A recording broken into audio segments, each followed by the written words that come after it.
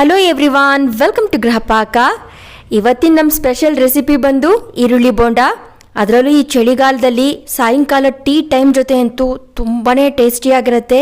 ಮೇಲ್ಗಡೆ ಗರ್ಗರಿಯಾಗಿ ಒಳಗಡೆ ಸಾಫ್ಟ್ ಆಗಿ ಆಹಾ ತಿಂತಾ ಇದ್ರಂತೂ ಅಲ್ಟಿಮೇಟ್ ಆಗಿರುತ್ತೆ. ಒಂದ್ಸರಿ ಟ್ರೈ ಮಾಡಿ ನೋಡಿ. ಹಾಗಿದ್ರೆ ಹೇಗೆ ಮಾಡೋದಂತ ನೋಡ್ಕೊಳ್ಳೋಣ.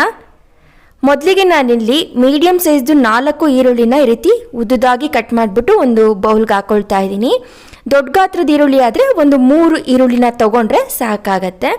ಕೈನಲ್ಲಿ ಸ್ವಲ್ಪ ಈರುಳ್ಳಿನ ಈ ರೀತಿ ಮಾಡ್ಕೊಳ್ಳೋದ್ರಿಂದ ಬಿಡಿಬಿಡಿಯಾಗಿ ಕೂಡ ಆಗತ್ತೆ. ನೋಡಿ, ಇಷ್ಟಾದರೆ ಸಾಕು. ಸೊ ಇವಾಗ ಇದಕ್ಕೆ ನಾನು ಮೀಡಿಯಮ್ ಸೈಜ್ದು ಒಂದು 4 ಹಸಿ ಮೆಣಸಿನ್ಕಾಯಿನ ಈ ರೀತಿ ಕಟ್ ಮಾಡಿಬಿಟ್ಟು ಹಾಕ್ಕೊಳ್ತಾ ಇದ್ದೀನಿ. ರೆಡ್ ಚಿಲ್ಲಿ ಪೌಡರ್ನ ಉಪಯೋಗಿಸೋದ್ರಿಂದ ನೋಡ್ಕೊಂಡು ಹಾಕ್ಕೊಳ್ಳಿ. ಹಾಗೆ ಒಂದು 4 ಟೇಬಲ್ ಸ್ಪೂನಷ್ಟು ಕರಿಬೇವನ್ನು ಸಣ್ಣದಾಗಿ ಕಟ್ ಮಾಡಿಬಿಟ್ಟು ಹಾಕೋಬೇಕು. ಒಂದು 4 ಟೇಬಲ್ ಸ್ಪೂನಷ್ಟು ಕೊತ್ತಂಬರಿ ಸೊಪ್ಪನ್ನು ಕೂಡ ಉಪಯೋಗಿಸ್ತಾ ಇದ್ದೀನಿ. ಹಾಗೆ 1.5 ಇಂಚಷ್ಟು ಶುಂಠಿನ ತುರಿದ್ಬಿಟ್ಟು ಹಾಕೋಬೇಕು. ಜೊತೆಗೆ ಅರ್ಧ ಟೇಬಲ್ ಸ್ಪೂನಷ್ಟು ಜೀರಿಗೆ, ಹಾಗೆ ಒಂದು ಅರ್ಧ ಟೀ ಸ್ಪೂನಷ್ಟು ಸೋಂಪನ್ನು ಒಂದು ಅರ್ಧ ಟೀ ಸ್ಪೂನಷ್ಟು ಉಪಯೋಗಿಸೋದ್ರಿಂದ ಒಂಥರ ಫ್ಲೇವರ್ ತುಂಬಾ ರುಚಿಯಾಗಿರುತ್ತೆ. ಜೊತೆಗೆ 1 ಟೀ ಸ್ಪೂನಷ್ಟು ಓಂ ಕಾಳು ಅಥವಾ ಅಜ್ವೈನ್ ಅಂತಾರಲ್ಲ, ಅದನ್ನು ಕೈನಲ್ಲಿ ಸ್ವಲ್ಪ ಈ ರೀತಿ ಉಜ್ಜಿ ಹಾಕೋಬೇಕಾಗತ್ತೆ. 1/4 ಟೀ ಸ್ಪೂನಷ್ಟು ಇಂಗು, ಹಾಗೆ ಒಂದು 3/4 ಕಪ್ನಷ್ಟು ಕಡಲೆ ಹಿಟ್ಟು.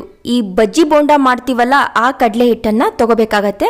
ಮೆಜರ್ಮೆಂಟ್ ಕಪ್ ಅಳತೆನಲ್ಲಿ ನಾನಿಲ್ಲಿ ಮಾಡಿ ತೋರಿಸ್ತಾ ಇದ್ದೀನಿ. ಒಂದು 3/4 ಕಪ್ನಷ್ಟು ಮಾತ್ರ ತೊಗೊಂಡಿದ್ದೀನಿ. ಮೊದಲು ಇದನ್ನು ಈ ರೀತಿ ಮಿಕ್ಸ್ ಮಾಡ್ಕೋಬೇಕು. ಕಡಲೆ ಹಿಟ್ಟು ಈ ಈರುಳ್ಳಿಗೆಲ್ಲ ಹೊಂದ್ಕೋಬೇಕು, ಅದಕ್ಕೋಸ್ಕರ. ಅನಂತರ ಅದೇ ಕಪ್ ಅಳತೆನಲ್ಲಿ ಅರ್ಧ ಕಪ್ನಷ್ಟು ಅಕ್ಕಿ ಹಿಟ್ಟು ತೊಗೋಬೇಕು. ನೆನಪಿರಲಿ, 3/4 ಕಪ್ ಕಡಲೆ ಹಿಟ್ಟು ತೊಗೊಂಡ್ರೆ ಅರ್ಧ ಕಪ್ನಷ್ಟು ಅಕ್ಕಿ ಹಿಟ್ಟು ತೊಗೋಬೇಕು. ಈ ರೀತಿ ಮಿಕ್ಸ್ ಮಾಡ್ಕೊಂಡು ಇದಕ್ಕೆ ಒಂದು 1/4 ಟೀ ಸ್ಪೂನಷ್ಟು ಅರಿಶಿಣದ ಪೌಡರು, 1.5 ಟೇಬಲ್ ಸ್ಪೂನಷ್ಟು ರೆಡ್ ಚಿಲ್ಲಿ ಪೌಡರ್ ನಿಮ್ಮ ಟೇಸ್ಟಿಗೆ ತಕ್ಕಂತೆ ನೋಡ್ಕೊಂಡು ಹಾಕ್ಕೊಳ್ಳಿ. ಹಾಗೆ ಒಂದು ಅರ್ಧ ಟೀ ಸ್ಪೂನಷ್ಟು ಅಡುಗೆ ಸೋಡಾ, ಗರ್ಗರಿಯಾಗಿ ಬರುತ್ತೆ ಹಾಕೋದ್ರಿಂದ.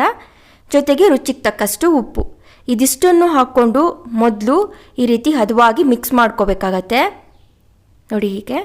ಅನಂತರ ಇದಕ್ಕೆ ಸುಮಾರಾಗಿ ಒಂದು 4 ಟೇಬಲ್ ಸ್ಪೂನಷ್ಟು ಬಿಸಿಯಾದಂತಹ ಎಣ್ಣೆನ ಇದಕ್ಕೆ ಹಾಕೋಬೇಕಾಗತ್ತೆ. ಈ ರೀತಿ ಹಾಕಿದಾಗ ಗುಳ್ಳೆಗಳು ಬರಬೇಕು, ಅಷ್ಟು ಬಿಸಿಯಾಗಿರಬೇಕು. ಈ ರೀತಿ ಎಣ್ಣೆ ಹಾಕೋದ್ರಿಂದನೂ ಕೂಡ ಗರ್ಗರಿಯಾಗಿ ಬರುತ್ತೆ. ಎಣ್ಣೆ ಮತ್ತು ಅಡುಗೆ ಸೋಡಾ ಹಾಕೋದ್ರಿಂದ ತುಂಬ ಹೊತ್ತು ಬೋಂಡ ಕೂಡ ಗರ್ಗರಿಯಾಗಿರುತ್ತೆ. ಅದಕ್ಕೋಸ್ಕರ ಎರಡನ್ನು ಉಪಯೋಗಿಸುವಂಥದ್ದು. ಈ ರೀತಿ ಹದವಾಗಿ ಮಿಕ್ಸ್ ಮಾಡಿಕೊಂಡು ಬೋಂಡ ಮಾಡೋ ಮಿಕ್ಸ್ಚರ್ನ ರೆಡಿ ಮಾಡ್ಕೋಬೇಕು. ನೋಡಿ, ಈ ರೀತಿ ನೀವು ರೆಡಿ ಮಾಡಿಕೊಂಡು ಒಂದು 2 ಗಂಟೆ ಕೂಡ ಹಾಗೆ ಇಟ್ಟರು ಏನೂ ಆಗೋದಿಲ್ಲ. ಆದರೆ ನೀರು ಹಾಕಿ ಕಲಸಿ ತುಂಬ ಹೊತ್ತು ಇಡಬಾರ್ದು. ಯಾಕಂದರೆ ಈರುಳ್ಳಿನಲ್ಲೂ ಕೂಡ ತೇವಾಂಶ ಇರೋದ್ರಿಂದ ನೀರು ಬಿಟ್ಕೊಂಡಂಗಾಗಿ ತೆಳ್ಳಗಾಗ್ಬಿಡುತ್ತೆ ಹಿಟ್ಟು. ಅದಕ್ಕೋಸ್ಕರ ನೋಡಿ, ಸ್ವಲ್ಪನೇ ನೀರನ್ನು ಹಾಕ್ಕೊಳ್ತಾ ಇದನ್ನು ಕಲಿಸ್ಕೋಬೇಕಾಗತ್ತೆ. ಈ ರೀತಿ ಈ ಬೋಂಡ ಮಾಡ್ಕೊಳ್ಳೋದಕ್ಕೆಲ್ಲ ಹಿಟ್ಟನ್ನು ಸ್ವಲ್ಪ ಸಾಫ್ಟಾಗಿ ಕಲಿಸ್ಕೋಬೇಕು. ನಾವು ಪಕೋಡ ಮಾಡ್ಕೋಬೇಕಾದ್ರೆ ಹಿಟ್ಟನ್ನು ಗಟ್ಟಿಯಾಗಿ ಕಲಿಸ್ಕೊಳ್ತೀವಲ್ಲ, ಆ ರೀತಿ ಮಾಡ್ಕೊಳ್ಬಾರ್ದು. ನೋಡಿ, ಈ ರೀತಿ ಕನ್ಸಿಸ್ಟೆನ್ಸಿ ಇಷ್ಟು ಸಾಫ್ಟಾಗಿರಬೇಕು.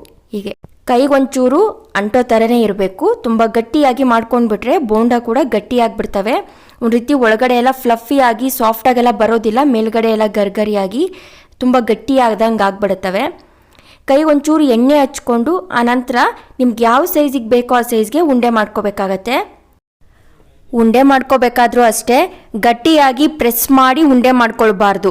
ಲೈಟಾಗಿ ಸಾಫ್ಟಾಗಿ ನೋಡಿ ಹಗುರವಾಗಿ ಹೀಗೆ ಉಂಡೆ ಮಾಡ್ಕೋಬೇಕು. ಅದು ಕೂಡ ತುಂಬಾ ಇಂಪಾರ್ಟೆಂಟ್ ಆಗಿರುತ್ತೆ, ನೆನಪಿರಲಿ.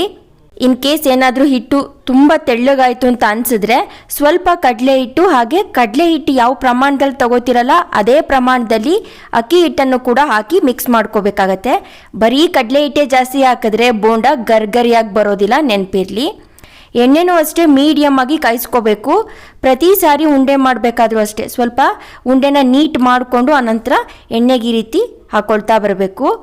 ಸ್ವಲ್ಪ ಹಿಟ್ಟು ತೆಳ್ಳಗಿರುತ್ತಲ್ವಾ, ನಾವು ಉಂಡೆ ಮಾಡಿದಾಗ ಶೇಪ್ ಕೂಡ ಹಾಳಾಗಿರುತ್ತೆ. ಅದಕ್ಕೋಸ್ಕರ ಹಾಕಿದ ತಕ್ಷಣವೂ ಕೂಡ ತಿರುಗಿಸೋದಕ್ಕೆ ಹೋಗಬೇಡಿ. ಜಸ್ಟ್ ಒಂದು 20 ಸೆಕೆಂಡ್ಸ್ ಆದ ನಂತರ ಮೀಡಿಯಮ್ ಫ್ಲೇಮ್ನಲ್ಲಿ ಇಟ್ಕೊಂಡು ಇದನ್ನು ಹದವಾಗಿ ಗೋಲ್ಡನ್ ಕಲರ್ ಬರೋವರೆಗೆ ಫ್ರೈ ಮಾಡ್ಕೋಬೇಕಾಗತ್ತೆ. ನೋಡಿ ಹೀಗೆ. ನೋಡಿ, ಇಷ್ಟು ಗೋಲ್ಡನ್ ಕಲರ್ ಬಂದರೆ ಸಾಕು. ತುಂಬ ಕಪ್ಪಗಾಗೋವರೆಗೆ ಫ್ರೈ ಮಾಡ್ಕೊಳ್ಳೋದಕ್ಕೆ ಹೋಗಬೇಡಿ. ಅದೇ ರೀತಿ ಉಳಿದಿರೋ ಬೋಂಡಗಳನ್ನು ಕೂಡ ನಾನು ಫ್ರೈ ಮಾಡ್ಕೊಳ್ತೀನಿ.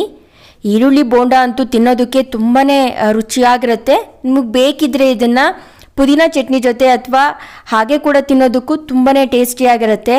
ನೀವು ಒಂದು ಸರಿ ಮಾಡಿಕೊಂಡು ಟೇಸ್ಟ್ ಮಾಡಿ ನೋಡಿದ್ರೇ ಗೊತ್ತಾಗುತ್ತೆ, ಮತ್ತೆ ಮತ್ತೆ ನೀವೇ ಮಾಡ್ಕೊಳ್ತೀರಾ. ಅಷ್ಟು ಟೇಸ್ಟಿಯಾಗಿರುತ್ತೆ, ಅಷ್ಟು ಗರ್ಗರಿಯಾಗಿರುತ್ತೆ ಕೂಡ. ನೋಡಿ ಅದರ ಟೆಕ್ಸ್ಚರ್ ನೋಡ್ತಾ ಇದ್ರೇ ನಿಮಗೆ ಗೊತ್ತಾಗ್ತಿರ್ಬೋದು, ಮೇಲೆಲ್ಲ ಗರ್ಗರಿಯಾಗಿದೆ, ಒಳಗಡೆ ಎಲ್ಲ ಸಾಫ್ಟ್ ಆಗಿದೆ. ಈ ಈರುಳ್ಳಿ ಬೋಂಡನ ನೀವು ತಿಂತಾ ಇದ್ರಂತೂ ಪ್ಲೇಟ್ ಗಟ್ಟಲೆ ಖಾಲಿ ಮಾಡ್ತೀರಾ, ಅಷ್ಟು ರುಚಿಯಾಗಿರುತ್ತೆ. ಹಾಗಿದ್ರೆ ಇನ್ಯಾಕೆ ತಡ, ಮಿಸ್ ಮಾಡದೆ ರೆಸಿಪಿನೊಂದ್ಸರಿ ಟ್ರೈ ಮಾಡಿ, ಹೇಗೆ ಬಂತಂತ ಕಮೆಂಟ್ ಮಾಡಿ. ಈ ವಿಡಿಯೋ ನಿಮ್ಗೆ ಇಷ್ಟ ಆದರೆ ಲೈಕ್ ಮಾಡಿ, ನಿಮ್ಮ ಫ್ಯಾಮಿಲಿ ಆ್ಯಂಡ್ ಫ್ರೆಂಡ್ಸ್ ಜೊತೆ ಈ ವಿಡಿಯೋನ ಶೇರ್ ಮಾಡಿ, ನಮ್ಮ ಚಾನಲ್ಗೆ ಸಬ್ಸ್ಕ್ರೈಬ್ ಮಾಡಿ. Thank you so much for watching.